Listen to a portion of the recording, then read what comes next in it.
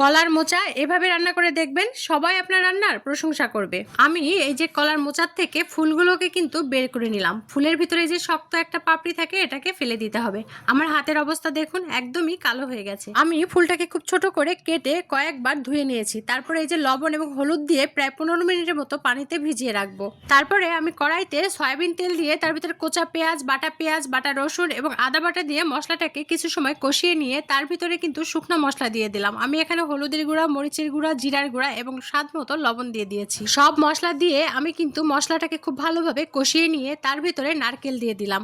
তারপরে দিয়ে দিলাম চিংড়ি মাছ। এবার সবকিছু খুব ভালোভাবে কষিয়ে নিয়েছি। কষানো হয়ে গেলে মোচাগুলোকে দিয়ে দেব। এবার মোচাটাকেও খুব ভালোভাবে কষিয়ে নেব। কষিয়ে ঝোলের পানি দিয়ে কয়েকটা কাঁচামরিচ দিয়ে ঢেকে দিয়ে কিছু সময় রান্না করে নেব। যখন পানিটা একদমই শুকিয়ে যাবে, এরকম ঝরঝরা হয়ে যাবে, তখনই কিন্তু নামিয়ে নিতে হবে। এই যে দেখুন কতটা সুন্দর, কতটা মজাদার হয়েছে।